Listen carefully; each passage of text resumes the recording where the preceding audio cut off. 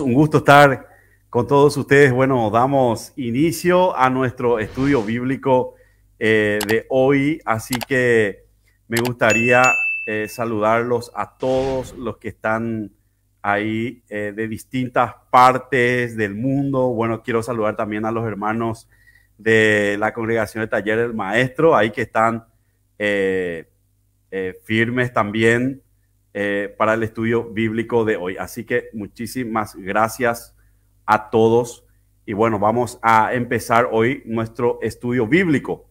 Bueno, primeramente vamos a estudiar, ¿verdad? Como veníamos ya estudiando San Juan capítulo 11. Ya estamos en el capítulo 11, verso 34, en donde estamos estudiando el milagro que Jesucristo hizo en la vida de Lázaro, de la familia de Lázaro, y bueno, en donde vamos a ver cómo la gloria del Señor se ha manifestado. A ver, algunas preguntas también que quieran hacer. Estamos aquí disponibles, pueden enviar ahí un mensajito. También quiero aclarar algo, no envíen ningún tipo de estrellas ni donaciones porque estamos... Ya se los dije hace muchísimo, estamos sancionados, ¿verdad? Por la plataforma, por hablar en contra del nuevo orden mundial y muchas cosas más. Entonces, claro, ahí dice para aportar, pero no aporten porque en realidad esto es algo gratuito para todos y así que... Les doy esa recomendación. Muchísimas gracias. Bueno, dice Juan capítulo 11, el verso 34, dijo, ¿dónde lo pusieron? Le dijeron, Señor, ven a verlo. Estamos hablando de Lázaro. Recuerden que habíamos visto de que Jesucristo había retrasado su ida junto a Lázaro. Me gustaría que vean el video anterior, en donde hemos dado ya del 1 al 34, un amplio estudio referente a esta parte de las Escrituras, en donde Jesucristo había retrasado, Jesucristo vino, sintió tristeza por lo que había ocurrido con estas personas falsas que había en ese entonces, ¿verdad? Que se dedicaban a llorar, que se dedicaban por dinero, ¿verdad? La hipocresía y muchas cosas más que Jesucristo también había percibido. Pero este sin dudas es el milagro más importante y es también la cúspide en donde los judíos luego ya planifican no solamente la muerte de Cristo, sino que también la muerte otra vez de Lázaro, ¿verdad? Porque era un peligro prácticamente de que Lázaro continúe viviendo. Entonces, dice, y Jesús lloró, el 35, Jesús lloró. Entonces, aquí la palabra griega que denota el lloro, como dice la Reina Valera, ¿verdad? Yo tengo una traducción del lenguaje sencillo, no estoy utilizando la Reina Valera, ¿verdad? Como se darán cuenta, es una traducción más sencilla. Entonces, aquí la traducción del griego es que tiene una connotación en donde Jesús está sollozo, ¿verdad? No una lágrima ni un lloro exacerbado, sino que aquí Jesús llora con una tristeza, ¿verdad? Un silencio, ¿verdad? Donde produce esas lágrimas emotivas, ¿verdad? Y ahí Jesús siente, ¿verdad? Realmente de lo profundo de su ser, no como los lamentos, ¿verdad? Y alaridos que nosotros ya habíamos visto en el estudio anterior, ¿verdad? En donde había mucha gente que estaba fingiendo, ¿verdad? Entonces, ahí vemos, nosotros habíamos estudiado, ¿verdad? Quiénes eran los séquitos fúnebres, ¿verdad? Ahí que habla en Juan capítulo 11, el 33, dice, entonces Jesús al ver llorar a María y a los judíos que la acompañaban, se conmovió profundamente y con un espíritu turbado. Entonces había gente que se dedicaba directamente y se ganaba el pan, ¿verdad? Llorando en los sepulcros, ¿verdad? En los sepelios, ¿verdad? En los velorios. Entonces ahí había esta gente en forma hipócrita que lloraba, y entonces, sin embargo, Jesús sintió una emoción totalmente diferente. Entonces, miremos y analicemos un poco la tristeza que sintió Jesús. Jesús no sintió tristeza por Lázaro. ¿Por qué? Porque Jesús sabía que lo iba a resucitar. Jesús conoce todas las cosas. Entonces él sabía que Lázaro iba a resucitar. Por lo tanto, Jesús en ningún momento estaba triste por Lázaro, ¿verdad? Que ya dentro de un instante posterior, él ya iba a estar resucitado, ¿verdad? Sino que él sintió esa tristeza por el mundo caído, ¿verdad? En donde este mundo está sumido en ¿qué? En la hipocresía, está sumido en el pecado, está sumido, ¿verdad? En la fachada, ¿verdad? Esa tristeza profunda que Dios mismo siente, ¿verdad? Es lo que le pasó a Jesucristo. Entonces, nosotros vemos que el pecado es la causa de la tristeza de Dios. O sea, cuando nosotros pecamos, estamos insultando la santidad de Dios. ¿Y eso qué produce? Tristeza. Entonces, el verdadero creyente cuando peca, ¿verdad? Dios no nos puede renunciar a nosotros, no nos puede echar, Él no puede negarse a sí mismo, dice su palabra. Pero ¿qué pasa cuando nosotros como verdaderos creyentes pecamos? No perdemos la salvación, pero lo que sucede es que hay una ruptura en la comunión.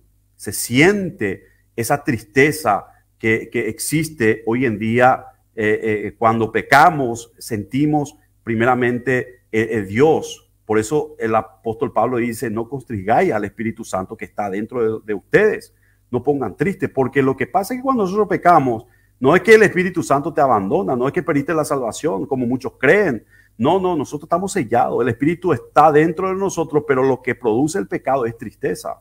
Entonces, esa ofensa a Dios, que todavía lo hacemos, por eso dice Juan, el que diga que no comete pecado lo hace mentiroso a Dios, porque nosotros seguimos pecando. Entonces, pero lo que hay es una pequeña, lo que hay es, en eso hay una gran tristeza de parte del Señor, pero Él no te abandona, Él sigue estando ahí contigo, Él te levanta, Él te sustenta, ¿verdad? Él con su diestra, pero nosotros sentimos, hermano, que hay una ruptura. Es lo mismo también cuando pasa en la casa, que el niño le ofende al padre, ¿verdad? Y el padre está molesto y bueno, y hay un trato diferente en ese sentido, ¿verdad? Donde se rompe la comunión de padre e hijo, pero no por eso el padre lo desecha ni lo tira al basurero al hijo, ni lo echa de la casa, ¿verdad? Sino que hay una diferencia. Entonces, la misma cosa también sucede con Cristo, y Cristo sintió ahí ese dolor por el pecado de la humanidad, ¿verdad? Por la hipocresía, y eso también era reflejo de lo que había dicho Isaías. En Isaías 53, por ejemplo, habla de que Jesucristo iba a ser experimentado en dolores. Ahí nosotros vemos, hermanos, que Jesucristo también era 100% hombre. 100% hombre. Él lloró, él se cansó, ¿verdad? Él se gozaba, se alegraba, sonreía. No como nosotros muchas veces lo pinta Hollywood, de que él está ahí como todo poderoso. Claro que lo es, ¿verdad?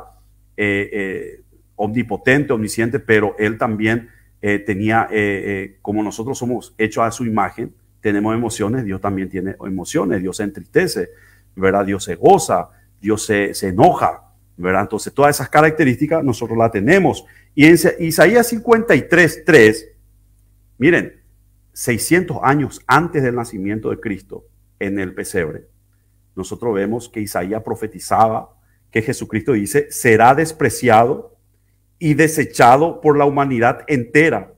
Será el hombre más sufrido. Ahí vemos el sufrimiento de Jesús. El más experimentado en el sufrimiento.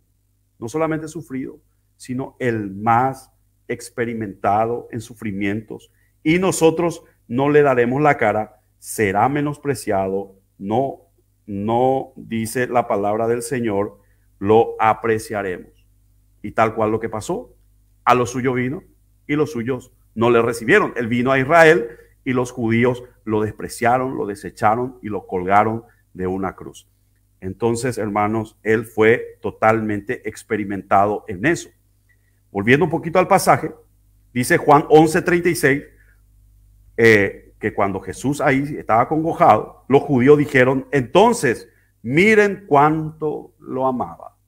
Miren cuánto lo amaba. Estaban hablando ahí de Jesús que amaba a Lázaro. Pero algunos de ellos dijeron, y este que le abrió los ojos al ciego, no podría haber evitado que Lázaro muriera.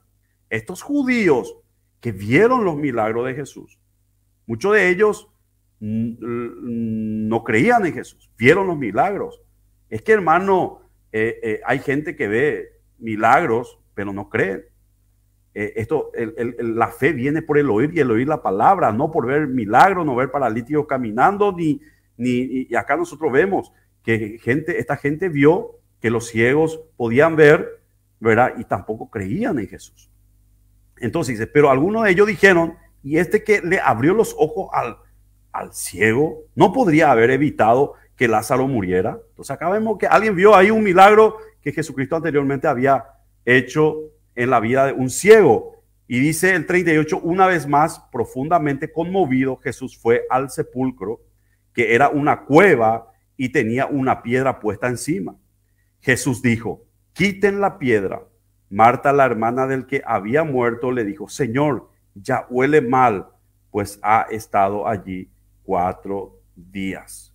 Hermanos, ahí Marta, ¿verdad? Porque se apartan del lugar, vemos que Jesús va al sepulcro. Habíamos hablado en el estudio anterior que el sepulcro anteriormente, en ese tiempo, no son como los panteones de hoy en día, ¿verdad? No eran cavados en tierra, sino que eran cavados en cuevas. Entonces, se le colocaban una piedra enorme enfrente para que los animales carroñeros no entren ahí, y también los profanadores de tumba no puedan ingresar y profanar el cuerpo, ¿verdad? Los judíos no eran de enterrar los cuerpos con cosas materiales importantes, o sea, ya sea con oro, con plata, no era así, pero colocaban la piedra más bien para proteger el cuerpo del difunto, en este caso, para que no sea profanado. Y ahí Marta le dice, Jesús, maestro, ¿verdad? Ya hiede, ya tiene olor, ¿verdad? Hace más de 4 días que el fiambre está ahí, en la cueva, ¿verdad? Ya tiene olor. Entonces, hermanos, acá vemos que como habíamos estudiado en el estudio anterior, ¿verdad? Que los judíos no estaban acostumbrados a embalsamar a los muertos. Hoy en día se le coloca a los muertos formol, ¿verdad? Y países como acá, por ejemplo, en Sudamérica. Y me van a decir algunos que viven también ahí en Centroamérica, en donde, imagínense, hay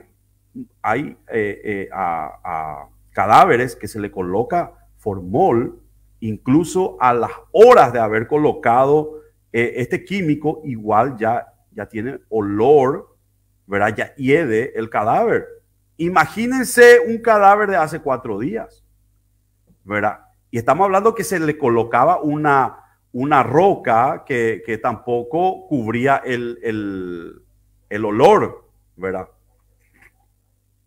Prácticamente nosotros estamos viendo de que la gente que estaba ahí cerca del sepulcro estaban oliendo la carne podrida de Lázaro.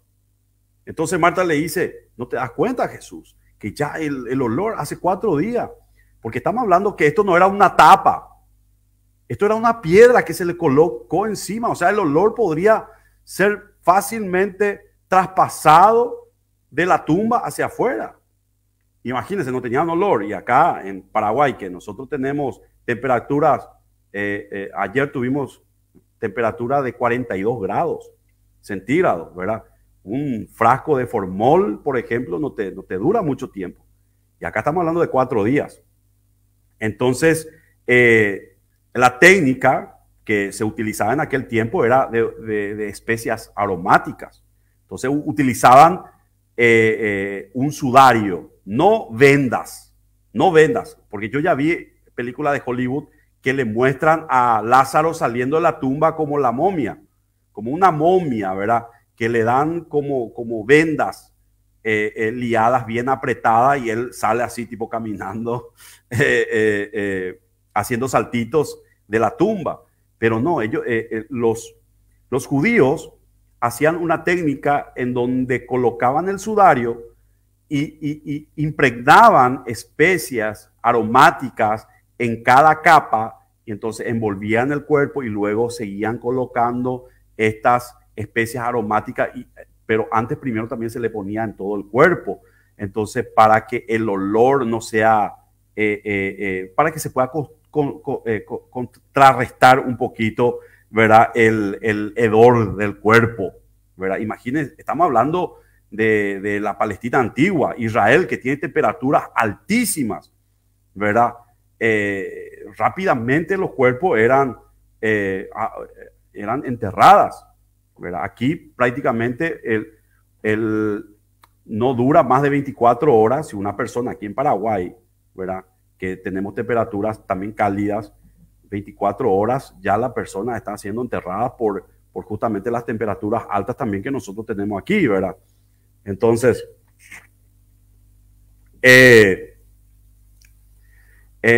la técnica no era como los egipcios.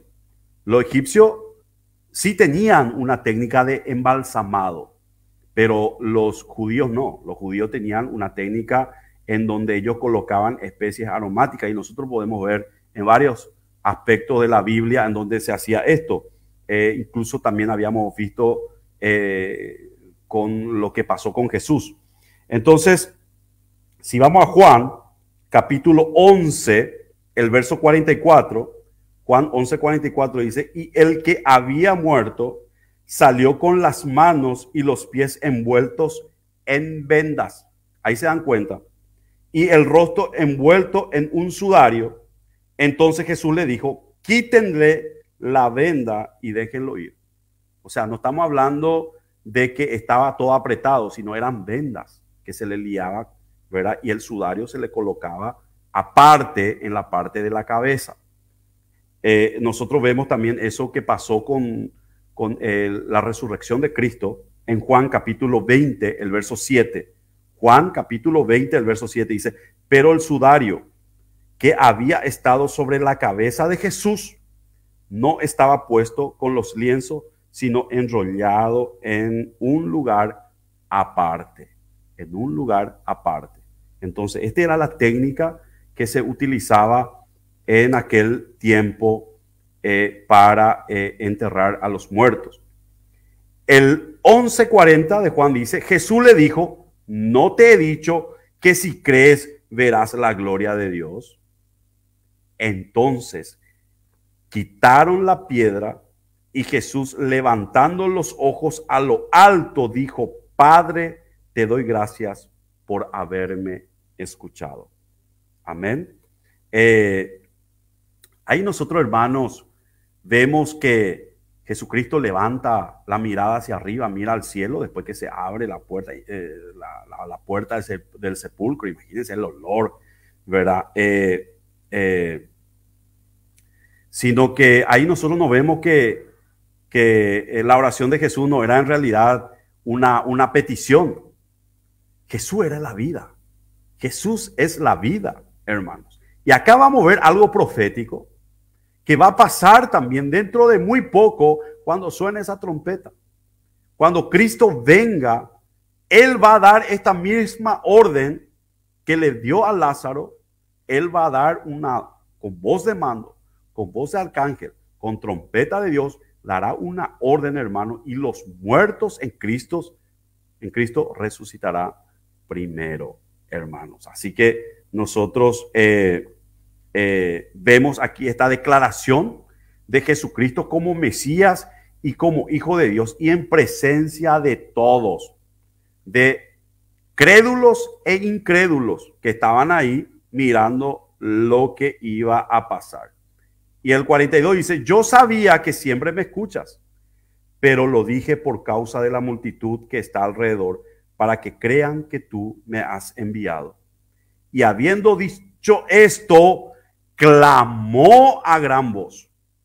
Miren, hermano, clamó a gran voz, Lázaro, ven fuera. Esto fue una voz de mando, fue una orden enorme y lo llamó con su nombre. Imagínense, decían que los muertos resuciten, todos los muertos iban a resucitar, ¿verdad? No, él agarró y le llamó a Lázaro por su nombre, ¿verdad? Y le dijo, Lázaro, ¿verdad? Ven fuera. Y ahí nosotros vemos, hermano, que esto fue un anticipo.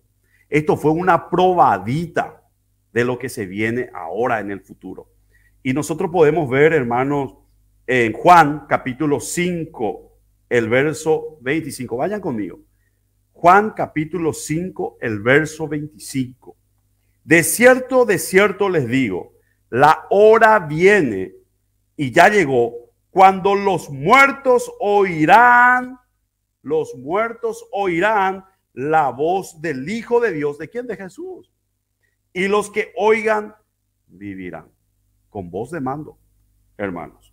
Juan capítulo 5, el verso 28. Vayan conmigo. Juan 5, 28. Anoten. Tengan su libro de anotaciones. Miren los otros videos. Me gustaría que tomen anotaciones. Amén. Porque estamos haciendo un estudio versículo por versículo. Juan 5, 28 dice, no se asombren de esto. No se asombren. Vendrá el tiempo cuando todos los que están en los sepulcros oirán su voz. Y los que hicieron lo bueno saldrán a resurrección de vida, pero los que hicieron lo malo a resurrección de condenación. Todos resucitarán. Todos tendrán un cuerpo eterno. Un cuerpo eterno para disfrutar la gloria del Señor, para que uno pueda verle. Carne y sangre no puede estar en la presencia del Señor. O sea, con ese cuerpo glorificado nosotros vamos a poder estar en su presencia. Con ese cuerpo glorificado nosotros vamos a tener un sentido, una mente diferente, una vista para captar esos olores de Dios, esos colores que hoy en día no podemos captar con nuestros ojos físicos. O sea, todo será preparado, como dice su palabra, ustedes me van a ver como yo soy en realidad. No va a haber velo, ¿verdad? Nosotros veremos a Dios. Los ángeles se tapan, dicen. Nosotros vemos que Isaías vio a los querubines que se tapaban los ojos. No, nosotros, hermanos, tendremos un cuerpo glorificado semejante a la de Cristo. Podemos verle sin ningún tipo de impedimento, hermanos. Y así también los que hicieron lo malo, los que rechazaron a Cristo, los impíos, ¿verdad? Resucitarán con un cuerpo eterno, indestructible, preparado para el lago de fuego y azufre, en donde sufrirán dolor, en donde sufrirán tormento eterno, pero su cuerpo nunca será destruido, sino que siempre estará ahí sufriendo las consecuencias del infierno. Es lo mismo. Hoy en día, con este cuerpo humano, nosotros no podemos estar en el cielo, no podemos estar en la presencia del Señor, pero tampoco con este cuerpo humano no podremos estar en el lago de fuego o en el infierno, porque vamos a morir, ¿verdad? Entonces, ahí nosotros tenemos a personas que van a tener un cuerpo, ¿verdad? Un cuerpo eterno, no van a morir, no serán destruidos, pero la percepción, ¿verdad? El disfrute y el dolor serán totalmente aumentados, ¿verdad? Porque el que se ha arrojado en el lago de fuego, hermano, va a ser, sus gusanos no morirán. La conciencia lo va a acusar de día y de noche, de día y de noche. Y sin embargo, el que va a la nueva Jerusalén, al cielo nuevo, tierra nueva, el Señor enjugará sus lágrimas. No habrá lágrimas, no habrá llanto, no habrá, sin embargo, eso no sucederá en el infierno, donde sí habrá llanto, donde sí habrá dolor, donde sí, hermanos, estarán todavía esas tristezas, esos recuerdos, que el Señor, sin embargo, enjugará todo, todo, todo en el cielo. Entonces, el Señor Jesucristo en el 43 dice, Lázaro, ven fuera. ¿Y qué pasa en el 44? Y el que había muerto, estaba muerto anteriormente, ¿verdad? Salió con las manos y los pies envueltos en vendas y el rostro envuelto en un sudario. Las vendas en el cuerpo, el sudario, como habíamos estudiado recién, era de la cabeza, envuelto en un sudario. Entonces Jesús le dijo, quítenle las vendas y déjenlo ir, ¿verdad? Entonces estaba él ahí, ¿verdad? Con las vendas y con el sudario. Entonces Jesucristo manda a que les quiten la venda. Muchos de los judíos que habían venido para acompañar a María y que vieron lo que hizo Jesús, creyeron en él. Creyeron en él. ¡Wow! ¡Qué tremendo! Alberto, Cristóbal, Liz, amén. Bendiciones para todos. Ahí están participando del estudio bíblico. Me gustaría que ahí saluden también a los hermanos, ahí amigos que están ahí presentes. Bendiciones, bendiciones. Bueno, ahí nosotros vemos, hermano, que estos judíos que vinieron a consolarle a María, varios de los que estaban ahí, creyeron en Jesús. Se convirtieron a Cristo. Creyeron de que Jesucristo era el Mesías con este tremendo milagro. Pero había gente que no creyó, por más que vio este tremendo milagro y que habían visto anteriormente, rechazaron a Jesús. Entonces, Jesús vino directamente a dividir a la opinión pública judía, que algunos estaban a favor de Cristo y otros que no estaban. Y nosotros podemos ver en Juan capítulo 6, 14, ¿verdad? Que nosotros ya habíamos estudiado. Dice, al ver aquellos hombres la señal que Jesús había hecho, dijeron, verdaderamente este es el profeta que había de venir al mundo, ¿verdad? Eso decían algunos decían, oh, este realmente era el profeta que se había que había de venir. El 15, cuando Jesús dio cuenta de que iban a venir para apoderarse de él y hacerlo rey, volvió a retirarse del monte solo. Entonces había gente que creía en él, había gente que no lo creía. Juan capítulo 7, el verso 10 dice, pero después de que sus hermanos se fueron, también él fue a la fiesta, aunque no abiertamente, sino como en secreto. Los judíos lo buscaban en la fiesta y decían, ¿y de dónde es este? También la multitud murmuraba mucho acerca de él, y algunos decían, él es una buena persona, pero otros decían, no lo es, sino que engaña a la gente. Nos damos cuenta de que había un grupo de judíos que aprobaban a Jesús y otro grupo de judíos que no lo aprobaban y lo rechazaban, es más, lo querían matar. Así que había gente que creían y había gente que no. Juan capítulo 11, el verso 40, Jesús le dijo, ¿no te he dicho que si crees verás la gloria de Dios? Hermanos, qué tremendo. Si tienes fe, vas a ver la gloria de Dios. Esta frase, hermano, maravillosa, porque la fe es de Dios. La fe es un don, hermanos. Y si nosotros tenemos ese don de la fe, creemos en el Señor, tenedlo por seguro que vamos a ver su gloria. A ver, amén. Entonces, nosotros vemos que algunos de los judíos admiraron lo que Jesús hizo, creyeron en él, pero otros no. Otros se dieron vuelta y directamente fueron a acusarlo ante los fariseos. Porque recordemos que Jesucristo estaba escondido y fueron directamente ya a hablar con los fariseos y contarle lo que Jesús hizo. El 46, 11:46. Pero algunos de ellos fueron a los fariseos y le contaron lo que Jesús había hecho. El 47. Entonces los principales sacerdotes y los fariseos reunieron al concilio y dijeron, ¿qué haremos? Este hombre está haciendo muchas señales. Los fariseos, ¿verdad?, reunieron a quien? Al concilio, que era, vamos a decir, la máxima autoridad jurisdiccional, judicial y civil del pueblo de Israel, que era el concilio, el Sanedrín. Entonces ahí estaban reunidos ¿quiénes?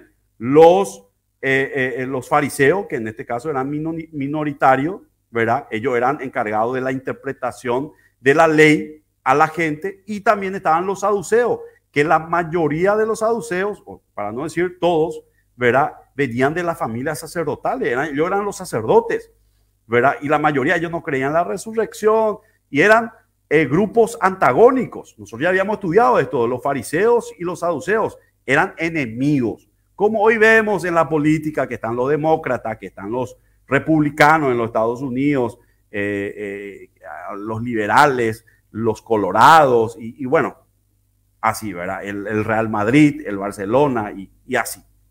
Pero cuando Jesús apareció, hermanos, ellos se juntaron para matarlo. Esto los unió. Ellos eran enemigos acérrimos. Pero cuando ellos lo vieron a Jesús, dijeron, este va a venir a quitarnos nuestros privilegios.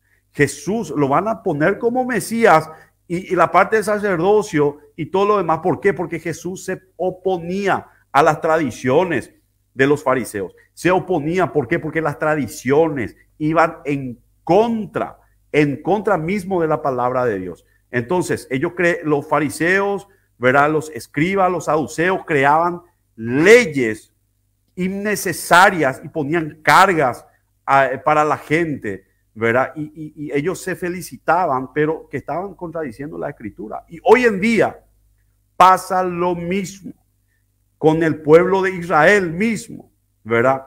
¿Por qué? Porque ellos están en el Zohar, en los libros talmúdicos, están en el cabalismo, ¿verdad? Que son cosas que creen hoy el pueblo de Israel. Claro que Dios mismo permite esto y eso le lleva a una ceguera espiritual.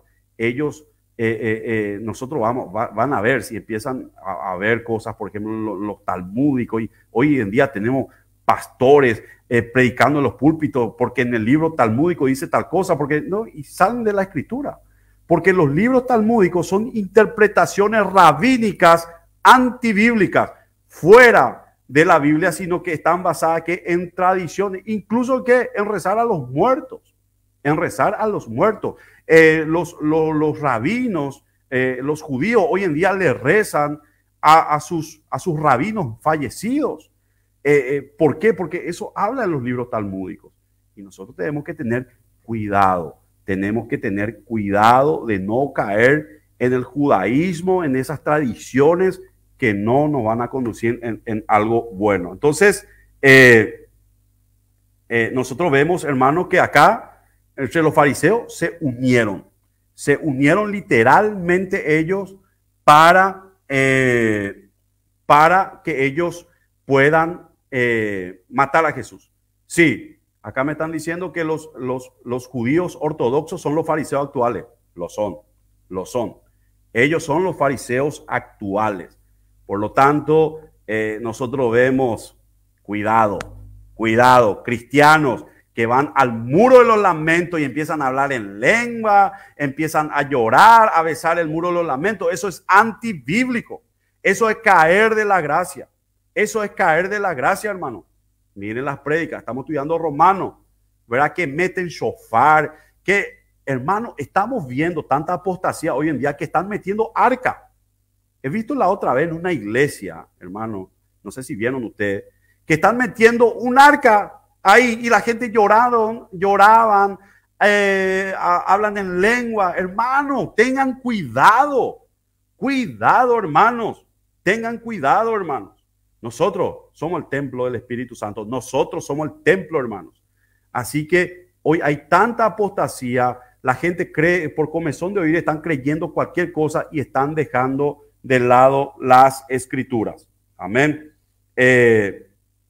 Así que, hermanos, sin ampliar mucho en lo que teman los fariseos y todo lo demás que ya habíamos, busquen los videos, ahí estamos también hablando nosotros del tema de los fariseos, ¿verdad? Que ellos se guiaban más por sus tradiciones. Por eso Jesús hacía milagros en el día del sábado, por ejemplo, en donde él no violaba él no violaba la ley, porque en ninguna parte de la ley decía que uno no podía sanar a nadie un sábado. Ahora, la ley tradicional rabínica de los judíos decía que sí, incluso que ellos decían que alguien no tenía que trabajar. Un ejemplo le voy a dar, algo rápido. Ellos decían, bueno, el día de reposo nadie tiene que trabajar. Y entonces ellos hacían un análisis. ¿Qué es el trabajo? El trabajo es no llevar una carga. Entonces ellos empezaban a decir, bueno, entonces llevar una carga es pecado. Y entonces ellos hacían un montón de análisis innecesarias de decir que si tú tienes una prótesis dental, un paladar, estás llevando una carga. Entonces, si vos en el día de reposo andás con un ojo de vidrio, hermano, estás en pecado, ¿verdad? ¿Por qué? Porque estás llevando una carga y el día de reposo no tenés que llevar una carga. Es así. Entonces, ellos agregaban leyes, incluso, por ejemplo, si uno tenía un dolor de muela o tenía un dolor de cabeza, no tenías que tomar ningún tipo de analgésico, especies, algo que pueda calmar el dolor, porque eso te va a llevar a un trabajo y todo lo demás. Uno no tenía que... Y entonces Jesús decía, ¿y usted acaso si su animal está muriendo de sed, ustedes no pueden sacar su animal y darle de beber? Porque hasta eso prohibía las leyes rabínicas. Y si hoy miran hoy en día los judíos ortodoxos creen en cualquier cosa, prohíben cualquier cosa, que la ropa interior tiene que ser así, que hermano, cualquier cosa, ¿verdad? Ellos tienen su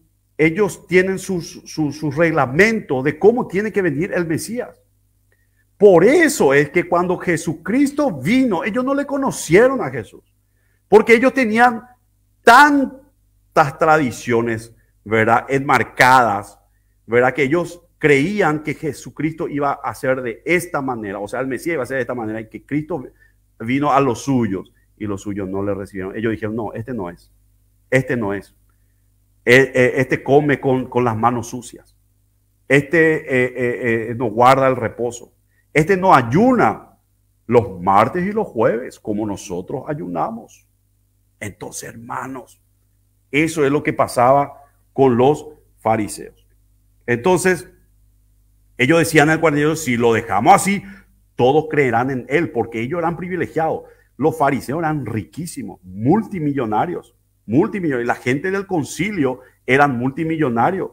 Entonces, ellos no querían perder su privilegio y ellos se dan cuenta que Jesús estaba teniendo popularidad y Jesús no comulgaba con ellos. Jesús no comulgaba con sus tradiciones, porque lo fuerte de ellos no era la palabra de Dios, sino lo fuerte de ellos era la tradición, y Jesús estaba en contra de las tradiciones, y por lo tanto ellos decían, no, este asume y nosotros quedamos fuera. Entonces el 49, uno de ellos, miren lo que es la parábola de la vid. Ahí se darán cuenta de que en la parábola de la vid, que es Jesucristo habló de Isaías capítulo 6, en donde habla ahí la parábola de la vid, en donde el Señor puso una torre y todo lo demás. Ahí habla perfectamente que los fariseos sabían perfectamente de que Jesús era el Mesías. Ellos sabían. Es más, cuando resucitó Jesús de la tumba, ellos sobornaron a los guardias con dinero para que no cuenten. ¿Por qué? Porque ellos amaron más sus privilegios, ellos amaron más su estatus, ¿verdad? Y en la parábola nos damos cuenta que luego el Señor envió su ejército, destruyó la torre que era el templo y destruyó su ciudad, dice Jesucristo en la parábola, que es lo que ocurrió en el año 70 después de Cristo, cuando el general Tito con el emperador Vespasiano destruyeron el segundo templo de Herodes, ¿verdad? Y hasta ahí llegó el pueblo de Israel, ¿verdad? Y fueron dispersados. Se cumplió al pie de la letra la profecía de Jesús. El 50, ni se dan cuenta de que nos conviene que un hombre muera por el pueblo y no que toda la nación perezca. Miren lo que dicen acá, hermano. Acá en el concilio ellos están diciendo que un hombre muera por el pueblo. Preferimos, ellos lo que están diciendo, muerto el perro, muerte la rabia. Si nosotros le matamos a este tipo, a este hombre que está creando ahí un tumulto, una disensión, imagínense bien, van a venir los romanos, nos van a venir encima y vamos a perder nuestro privilegio. No, preferimos matarle a este, preferimos matarle. Entonces, claramente ellos ya decían ahí que Jesucristo tenía que ser ejecutado, tenía que desaparecer. ¿Cómo ellos estaban hablando como gángsters, como mafiosos, ¿verdad? De eliminar directamente el problema matando a Jesús. Entonces, la idea de ellos era proteger su situación, proteger sus privilegios, proteger, ¿verdad?, el estatus, los grandes negocios que ellos hacían en el templo, los fariseos, ¿verdad? Como hoy en día, muchos de ellos quieren de vuelta, los rabinos quieren de vuelta el tema de la reconstrucción del templo. ¿Por qué? Porque sabemos que el negocio que hay detrás de todo esto, el turismo y todo lo que genera, ¿verdad? Hay muchas cosas. Y también, ¿qué cosa? El privilegio. El privilegio. Y ellos ya están hablando hoy en día para crear ya de nuevo el Sanedrín. Este Sanedrín que había sido dispersado en el año 70, lo van a volver a crear, ¿verdad? Pero todo esto va a ser un tiempo hasta que Cristo venga y ahí los judíos le reconozcan a Jesús como Salvador. No es que el Señor despreció a Israel ni nada. No. Israel va a ser salvo, como dice el apóstol Pablo en Romanos capítulo 11. Israel el Señor tiene un propósito con Israel. Muchos de los que hoy están ahí, no todos, porque ellos pasarán la angustia de Jacob, muchos de ellos van a pasar la gran tribulación y serán nuestros hermanos, ¿verdad? Entonces, de momento, ellos están fuera. Los judíos que mueran hoy sin Cristo van al infierno. Chao. Pero el que sobreviva hasta el final, ese será salvo. Cuando vean a Cristo, lo reconocerán. Habrá grande lamentación, dice Zacarías, pero todo Israel en ese momento aceptará a Jesucristo y Jesucristo será su rey. Porque Jesucristo, hermanos, es lo que pusieron sobre esa cruz, el rey de los judíos. Él es el rey de los judíos. Amén. Entonces, dice ahí, ¿verdad? Con el interés, ¿verdad?, de proteger a la nación. Y ahí nosotros vemos el lenguaje que usó Caifás. Caifás era el sumo sacerdote en ese momento, ¿verdad? Y el lenguaje que él, de que él había usado así como un lenguaje de sacrificio sustitutivo, ¿verdad? Hemos estudiado en Romanos lo que es el sacrificio sustitutivo. ¿Qué es el sacrificio sustitutivo? Que otro muera por otro. Lo que hizo Jesucristo por nosotros los pecadores es que Él nos sustituyó a nosotros. Él ocupó tu lugar, mi lugar en esa cruz, ¿verdad? Eso se llama muerte sustitutiva, lo que hizo Jesucristo. Él sufrió el infierno por ti y por mí. Entonces, Caifás, sin darse cuenta, él dio una profecía, ¿verdad? Y habló de una muerte sustitutiva. Es mejor que un hombre muera, ¿verdad?, por una nación, que una nación muera por un hombre. Claramente ahí él estaba profetizando, ¿verdad? Como dice, después vamos a leer de que él como sumo sacerdote había profetizado, ¿verdad?, lo que pasaría. En 2 de Corintios, capítulo 5, el verso 21. Al que no cometió ningún pecado, por nosotros Dios lo hizo pecado, para que en él nosotros fuéramos hechos justicia de Dios. Ahí que vemos la muerte sustitutiva de Cristo. Él se hizo pecado por nosotros. Él se hizo, hermano, sin haber cometido ningún tipo de pecado, por nosotros Dios lo hizo pecado. Dios imputó, ¿verdad?, su ira, ¿verdad?, por su Hijo. En vez de imputarlo a nosotros y lanzarlo en el infierno, no, Él tuvo misericordia de nosotros y Jesucristo recibió. En 1 Pedro capítulo 2, el verso 24, vemos esto también. Él mismo llevó en su cuerpo nuestros pecados al madero, para que nosotros, muertos ya al pecado, vivamos para la justicia. Por sus heridas fueron ustedes sanados. Acá siempre malinterpretan la gente a veces y dicen que por eso nosotros tenemos que ser sanos, porque por su herida nosotros fuimos sanados. No, no, nosotros fuimos sanados del pecado. Del pecado, a eso se refería Pedro, no de la sanidad física. Claro que Dios puede sanarnos físicamente, Dios aún opera con milagro, pero lo más importante es esta sanidad que Dios nos dio a través de su Hijo, que es la sanidad del pecado. Él nos sanó a nosotros, amén. Entonces, ahí Caifás había usado ese lenguaje de la expiación. El 11:51, pero esto no lo dijo por cuenta propia. ¿De quién estamos hablando? Caifás, ¿verdad? Sino que como aquel año era el sumo sacerdote, profetizó que Jesús moriría por la nación. Él profetizó. Entonces, ahí vemos que las palabras de odio que dio Caifás, porque él dio una palabra de odio, de desprecio, ¿verdad?, como un mafioso, él profetizó de que realmente Jesucristo iba a hacer una muerte sustitutiva para Israel, ¿verdad? Y nosotros también, que somos el Israel de Dios, ¿verdad? Nosotros como iglesia, ¿verdad? Él ha hecho un solo pueblo, él derribó, ¿verdad? Entonces no hay diferencia, dice la palabra, entre judío y gentil, somos su pueblo. Entonces él hizo una muerte sustitutiva por gentiles y por judíos, hermanos. Eso es la realidad. Entonces, hermano, esta declaración atrevida que vimos de Caifás, hermano, Dios lo convirtió, hermano, esa glosa, ese odio, lo convirtió, hermano, en una verdad bíblica. Vamos a Salmos capítulo 76, el verso 10.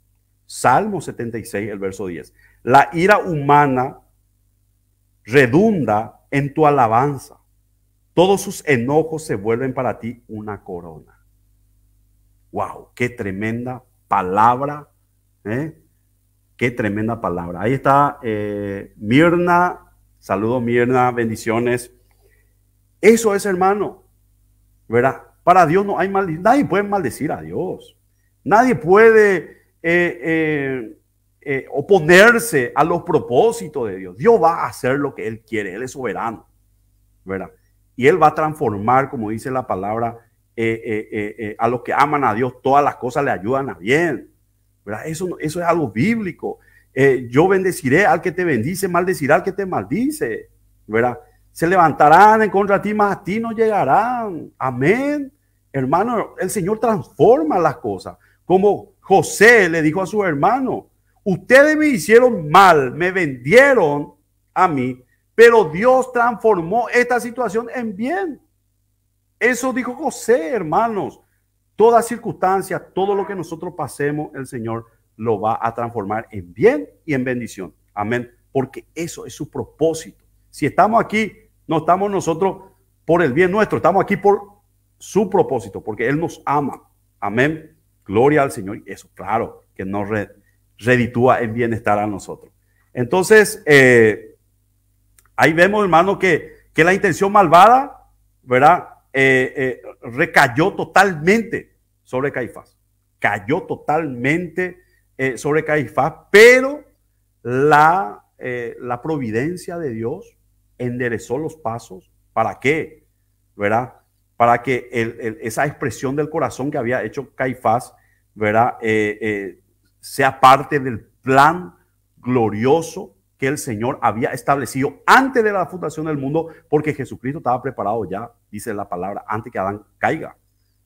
Antes de la fundación del mundo, el Cordero inmolado ya estaba preparado para venir a morir en la cruz. Hechos capítulo 4, el verso 27. Para que vean, hermanos, que por más que esta gente hayan hecho todo, nada se le escapó al Señor. Hechos 4:27. Dios es soberano, hermanos. Es un hecho, dice, que Herodes, miren lo que condenaron a Jesús, Herodes y Poncio Pilato, junto con los no judíos y el pueblo de Israel, se reunieron en esta ciudad en contra de tu santo Hijo y ungido Jesús, para hacer todo lo que por tu poder y voluntad ya habías determinado que sucediera. Hermanos, por su poder y voluntad el Señor ya había determinado. Nadie puede tocar al Rey de Reyes, Señor de Señores, si Él mismo no le autoriza. Por eso Jesús, cuando vinieron para llevarlo, dice, ahora es la hora de las tinieblas. Él autorizó, Él se entregó, Él hizo el plan de salvación, que fue un plan hecho antes de la fundación del mundo. No entra eso en nuestra mente, claro que no, hermanos. Pero en la cruz nosotros podemos ver el amor y la justicia de Dios revelada en esa cruz. Amén. Entonces, ahí vemos que Caifás fue utilizado como un profeta de Dios. Fue utilizado porque él profetizó algo, ya sé, quizás con un corazón de odio, con una maquinación y todo lo demás, pero él profetizó siendo sumo sacerdote. No estamos hablando del portero del templo. No, él era el sumo sacerdote. Y él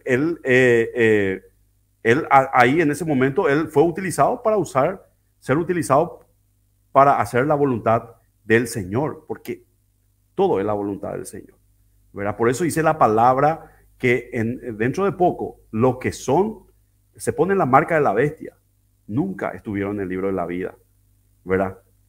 La cual fue hecha antes de la fundación del mundo. Antes de la fundación del mundo. Por eso dice la palabra, con amor eterno te he amado. Nosotros que somos sus hijos, a ti que el Señor te llama, el Señor te ha amado con un amor eterno antes de la fundación del mundo. Por eso estás escuchando esta privilegiada palabra que no es mía, esto no es mía, ¿verdad? Estos tesoros son del Señor. Miren lo que dice 2 de Samuel capítulo 15, el verso 27. 2 de Samuel 15, 27. Vean cómo el sumo sacerdote, ¿verdad? No era cualquier cosa, sino que era un vidente. Era como un profeta. ¿Por qué? Porque era ungido, ¿verdad? De ahí viene el Mesías. Mesías era ungido. ¿Quién eran los ungidos? Los sacerdotes, los profetas, ¿verdad? Y también los reyes. Jesucristo es el Mesías. ¿Por qué? Porque Él es profeta, rey y sacerdote. Él está ahora siendo sumo sacerdote, ¿verdad? En el Hebreos habla de que Él es nuestro sumo sacerdote, ¿verdad? Nuestro intermediario, ¿verdad? Y nosotros tenemos acceso al lugar santo a través de Él. Él intercede por nosotros, ¿verdad? Él fue profeta. Vemos en el Evangelio que Él profetizó y todo vemos también en Apocalipsis, ¿verdad? Y Él es un rey que vendrá en Apocalipsis a reinar con poder, con justicia, con vara de hierro. Amén.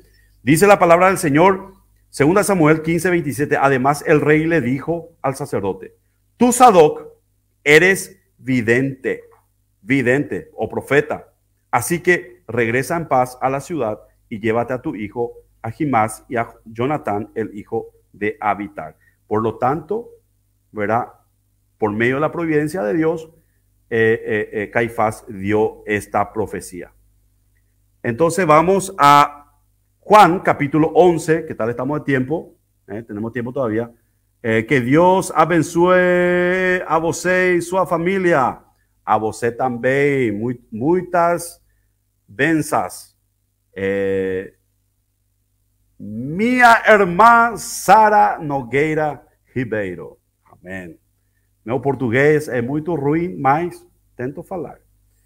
Dice el 11:52, y no solamente por la nación, sino también para congregar en uno solo pueblo a los hijos de Dios que estaban dispersos aleluya, para congregar en un solo a los hijos de Dios. No solamente Jesús ahí y la profecía que dio, Caifás, era para los judíos, sino que la profecía también era para los gentiles, para congregar en uno a los hijos de Dios. Entonces, esto hacía referencia a los judíos, como yo se lo había dicho ya recién, ¿verdad? Que Jesucristo derribó la pared que dividía, ¿verdad?, entre los judíos y los creyentes de hoy. Entonces, y ahí habla que estaban dispersos en el mundo. Hoy, hermanos, los creyentes somos ¿de qué? De todo pueblo, linaje, naciones. Vos que me estás viendo en Argentina, en Chile, en México, en Nicaragua, Honduras, Brasil, ¿verdad? Ahí nos están escribiendo de Brasil, de Paraguay, de Europa. Hermanos, estábamos dispersos en el mundo, ¿verdad? Y el Señor nos congregó ¿en quién? En uno. Y entonces, y nos va a congregar ¿en qué? En una tierra prometida. Y ahí estaremos, ¿quiénes? Judíos y gentiles. Judíos, el pueblo de Israel y también lo que no lo son. Amén. Entonces, todos seremos ¿qué? Hermanos, participando del reino de Dios, participando juntos. No hay diferencia. Hoy en día no hay diferencia. No porque Israel es hoy en día el pueblo de Dios, el pueblo amado. Hermano, quítate eso de la cabeza, hermano. No hay diferencia entre hoy el judío que se convierte a Cristo e iglesia. No hay diferencia. Ni ellos son más porque usan shofar o porque usan kipá que vos que no usas eso, hermano. No. Hay un solo pueblo, un solo redil. Amén. Isaías 43:5. Isaías 40, no temas que yo estoy contigo. Del oriente traeré a tus descendientes y del occidente volveré a juntarte. Aquí está hablando de los gentiles. Está hablando de nosotros, de distintas partes del mundo que hoy creemos, ¿verdad? Y creemos en Jesucristo. Ezequiel 34:12. Tal y como las cuida el pastor cuando se halla entre sus ovejas esparcidas. Yo las rescataré de todos los lugares por lo que fueron esparcidos aquel día nublado y oscuro. Estamos hablando de Isaías, 600 años antes de Cristo, de Ezequiel, de 2600 años, hermanos, de nuestra era, ¿verdad? Profetizando aquí de que nosotros íbamos a ser también creyentes. Entonces, ahí nosotros vemos también que los profetas anticipaban, hermano, esta misión que nosotros estamos haciendo hoy. Esta misión, este trabajo que nosotros hoy estamos, de pregonar el evangelio, de pregonar al mismo Dios que pregonaba Noé, que pregonaba Jonás, que pregonaba el rey David, que Salomón, ¿verdad? Que pregonaban los apóstoles. Somos el mismo edificio. Somos el mismo edificio. Hermano Aldito Lugo, muchas bendiciones, mi querido hermano. Bendiciones para vos y tu hermosa familia. Hermano Martín también. Hermana Daniela, muchas bendiciones. Bueno, vamos a Efesios. Juan capítulo 12, el verso 32. Juan 12, 32. Y cuando yo sea levantado de la tierra, atraeré a todos a mí mismo. Jesucristo dijo que cuando él sea levantado, atraerá ¿qué? A los dos rediles, judíos y gentiles. Entonces, ahí nosotros vemos, hermano, que por resultado de la muerte, de la resurrección, ¿verdad? De la obra de Cristo, hermano, él nos juntó a judíos, a gentiles, en un solo cuerpo, que se llama, ¿cómo? La iglesia. La iglesia. Por eso les digo, cualquier gentil que se convierte a Cristo se convierte en iglesia. Cualquier judío que se convierte a Cristo se convierte en iglesia. En iglesia. No hay judío mesiánico. No hay gentiles mesiánicos. No, no, no. Iglesia, iglesia. Ni más ni menos. Ni más ni menos. Por eso los apóstoles nunca mandaron a nosotros a usar shofar, ni kipá, ni ni circuncidarnos, ni todo lo demás, hermano. No, no. Servir a Cristo como Él te ha llamado. Efesios 2:11. Por lo tanto, ustedes que por nacimiento no son judíos y que son llamados incircuncisos, porque no estamos circuncidados, por lo que desde su nacimiento deben recordar esto. Y ahí vemos el 12. En aquel tiempo ustedes estaban sin Cristo, vivían alejados de la ciudadanía de Israel y eran ajenos a los pactos de la promesa. Vivían en este mundo sin Dios y sin esperanza. Anteriormente estamos viviendo. Hoy la gente, hermano, está mirando el muro de los lamentos, siendo iglesia. Hermano, qué vergüenza. Vergüenza nos tiene que dar, hermano, que nosotros, la tierra amada de Israel, está bien, perfecto, hermano, pero no desprecie que tú eres iglesia, ¿verdad? Que no hay, el Señor va a tener un propósito con los judíos, el Señor va a tener un propósito con Israel, pero, hermano, nosotros anteriormente estábamos fuera. Nosotros muchas veces vemos a los judíos como alguien, como personas superiores. Yo ya había dicho la vez pasada que hay gente que se pasa escuchándole a rabinos, que no tienen la luz, que no tienen la verdad, están estudiando hebreo, hermano, con rabinos y todo lo demás. Y muchos cristianos hoy en día se están volviendo judíos, judaizantes, perdón dicho. Están volviendo al judaísmo, están renunciando a la fe y están volviendo al judaísmo. Y eso, hermano, es muerte espiritual. Es desviación, hermano. Se van a ir al infierno si hacen eso. Si renuncian de la gracia. Ha caído, dijo el apóstol Pablo. Entonces, en aquel tiempo ustedes estaban sin Cristo. Vivían alejados de la ciudadanía de Israel y eran ajenos a los pactos de la promesa. Y vivían en este mundo sin Dios y sin esperanza. Pero ahora, escuchen esto. Efesios 2:13. Pero ahora en Cristo Jesús, ustedes que en otro tiempo estaban lejos, han sido acercados por la sangre de Cristo. Acercados. Porque Él es nuestra paz. De dos pueblos hizo uno solo. Uno solo. No hay gentiles, no hay judíos, no hay pueblo de Israel, no hay pueblo cristiano. Un solo pueblo. Al derribar la pared intermedia de separación, y al abolir en su propio cuerpo las enemistades, Él puso fin a la ley de los mandamientos expresados en ordenanzas para crear en sí mismo a los dos pueblos una nueva humanidad haciendo la paz y para reconciliar con Dios a los dos en un solo cuerpo mediante la cruz, sobre la cual puso fin a las enemistades. Él vino a ustedes que estaban lejos, les anunció la buena nueva de la paz, los mismos que a los que estaban cerca, que son a los judíos. Por medio de Él, unos y otros tenemos acceso al Padre en un mismo espíritu.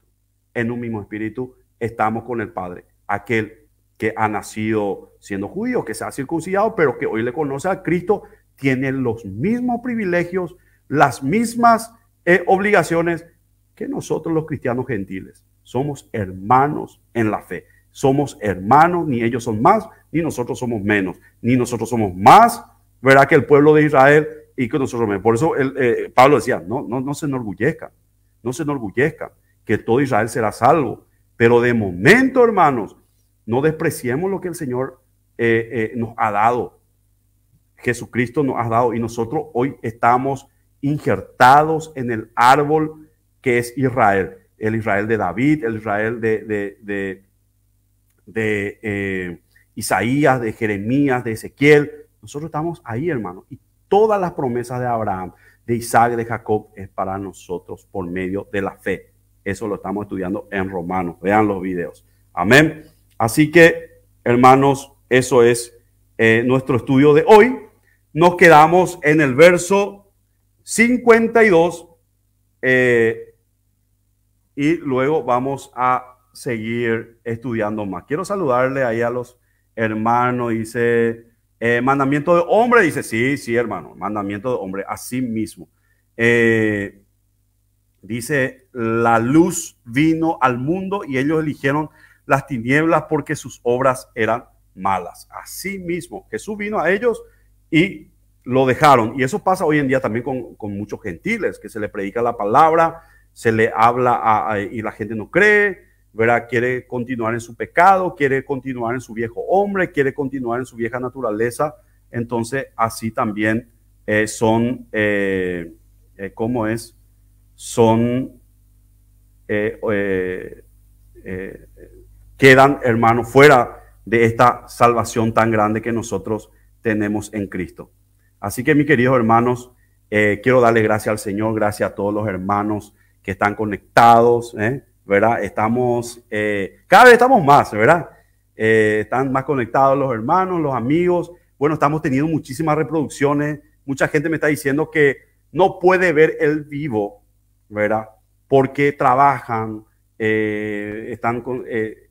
sepamos también que en Europa también ahora ya es de noche, en algunos sitios ya es de madrugada, y entonces lo van a ver mañana, me imagino.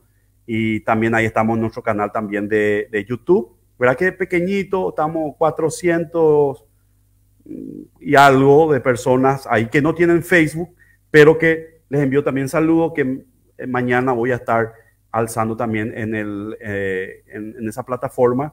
Entonces son hermanitos también que están siguiendo en diferido, pero que están siguiendo también los estudios a partir de ahí. Así que muchísimas gracias, mis queridos hermanos, amigos. Sigamos orando uno por los otros. Vemos lo que está pasando en Israel, lo que pasó ayer, ¿verdad? Estamos muy cerca, hermanos, de los tiempos finales. Cristo viene. Es tiempo que nosotros nos acerquemos a Él, que busquemos de Él, estudiemos su palabra, busquemos la sana doctrina, no demos oído al enemigo, porque se están levantando muchos falsos maestros, falsos cristos, que son falsos ungidos, ¿verdad? Que están desviando a la gente de la verdad. Así que le pidámosle al Señor que Él nos dé discernimiento, que nos enseñe, hermanos, y cualquier cosa estamos aquí para estar enseñando. En los sábados y domingos tenemos culto, nosotros en la iglesia del Taller del Maestro, y estamos haciendo también transmisiones en vivo de las prédicas, ¿verdad? Más adelante ya estamos pensando que si yo hacer transmisiones también del culto, ¿verdad? Porque me pidieron también si podemos transmitir el culto, ¿verdad? Pero les comento que muy pronto vamos a tener más infraestructura también, ¿verdad? Así que de momento estamos pasando las prédicas. Dora, saludo hermana Dora, ¿verdad? Gracias por las palabras, dice el Señor bendiga a Pastor Julio y hermanos. Muchísimas gracias, hermanos. Les pido que le den me gusta, compartan, y quiero hacer una oración final con ustedes. Darle gracias al Señor por su iglesia. Darle gracias, que esto no tiene cartel, ¿verdad? Nosotros no estamos sujetos a denominaciones, y cuando Cristo mira a la tierra, ve a su iglesia, ve a su pueblo, ve a sus hijos. Él no ve denominaciones, él ve a lo que son suyos. Y como dice su palabra, Él conoce a lo que son suyos. Y quiero darle gracias al Señor por nuestros hermanos que están sufriendo en China, que están sufriendo persecución en Corea del Norte, en la India también ahora mismo, en Nigeria hay mucha persecución. Orar por ellos, que el evangelio nadie lo va a parar. Esto, hermano, va a ser predicado en todas las naciones. No lo digo yo, lo dice la palabra, así que esto no va a parar, ¿verdad? Y así como Él prometió, ¿verdad?, que las cosas van a suceder, prometió que Israel iba a renacer, y vemos nosotros que Israel en 1948 renació. Por más que quieran aplacarlo, nadie lo va a mover a Israel. Israel va a pasar un proceso terrible, está ahora en una guerra con el Líbano, pero el Señor lo está preservando para ese momento duro que va a recibir, hermanos, pero vemos que la promesa también está para Israel y ellos serán salvos. Así que quiero dar gracias. Mar Bach dice: muchísimas bendiciones, Pastor Julio Sánchez, a usted y su familia. Amén, hermanos. Vamos a orar. Señor Jesús, te damos gracias por esta oportunidad. Gracias por mis hermanos en la fe que me están viendo. Primeramente a mis hermanos del Taller del Maestro, mis hermanos en Cristo, guerreros del Señor que están ahí, a mis hermanos que están en Latinoamérica, Norteamérica, Estados Unidos, en todas partes del mundo. Señor, yo te pido que tú los levantes con tu diestra de poder. Sabemos que estamos, Señor, en los últimos tiempos. Tu palabra, se están cumpliendo, Señor, al pie de la letra. Y creemos, Señor, en esa promesa maravillosa que tú nos diste. Que así como ordenaste, Señor, a que Lázaro salga de la tumba, vendrás, Señor, y darás esa orden con voz de mando, Señor. Y todos los sepulcros de los que murieron en Cristo, Señor, serán abiertos, Señor, y resucitarán, Padre, los santos que vendrán, Padre, y tomarán sus cuerpos, lo que han muerto en ti, Señor.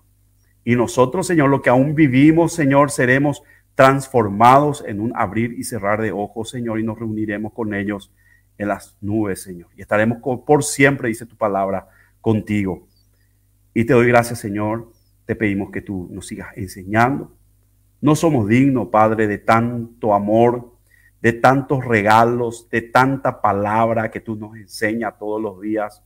No lo merecemos, pero esa oración que tú diste, Señor, diciendo, Padre, Abba, Padre, que tú esto le revelaste a los niños y los has escondido de los sabios.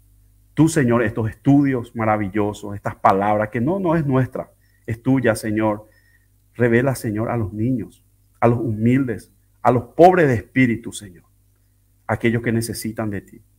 Tú escondiste, Señor, de los premios Nobel. Tú escondiste, Señor, de los científicos. Tú escondiste, Señor, de los intelectuales, estos maravillosos, Padre, tesoros que tú tienes para nosotros. Te damos gracias.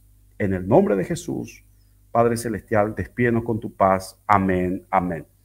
Hermanos, nos reencontraremos la próxima semana, en el nombre de Jesús, con más estudio de la palabra del Señor. Muchas bendiciones. Que el Señor le bendiga grandemente a ustedes y sus familias. Amén. Gloria a Dios.